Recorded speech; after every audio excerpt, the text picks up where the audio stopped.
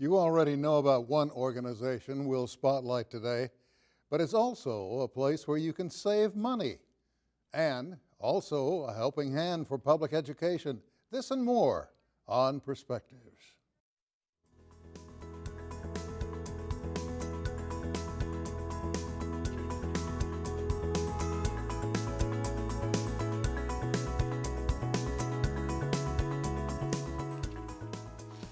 Hello, everyone. Now, before I get into this, a fact.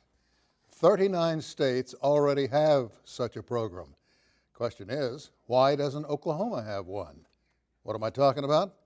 Well, I'm talking about the same kind of program started by then Indiana Governor Mike Pence in 2015, and it's working. The issue on the table is the legalization of a needle exchange program. Now, before you start shaking your head and saying no, let me point out that the program in Indiana resulted in a major drop of HIV cases. It was a big one, too. The good news is a bipartisan group of state lawmakers wants to do the same here. Why? Well, easy to answer that one. To reduce the spread of hepatitis C and HIV in Oklahoma.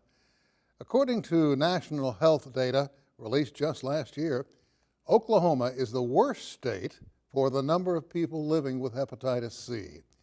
Both diseases are spread easily through the use of dirty needles.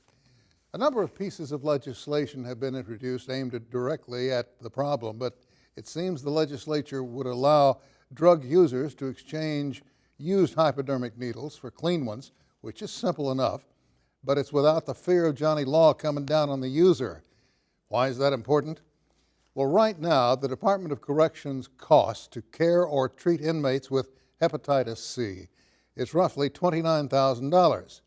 Now, if you multiply that over the time frame of 3,100 inmates infected with hepatitis C, it comes to about $91 million, which is double what the state spent on all inmate health care last year. Legislation introduced by Carol Bush, a Republican from Tulsa, would allow state agencies, county health departments, private businesses, nonprofit groups, and churches to operate needle exchange programs as long as these programs aren't paid for with state money. Additionally, users that visit a needle exchange are over 3 times more likely to stop injecting drugs because the programs also offer them a chance to get help for their addiction. And believe me, another fact of life, and this is a fact, not all addicts are in prison. In fact, there's a very good chance somebody you know has a monkey on their back and you don't even know about it. All walks of life are involved here, and this is a problem that can be addressed, but only with sane, rational planning. Don't think for 1 minute an addict wants to be addicted. To think otherwise about the majority would be a mistake.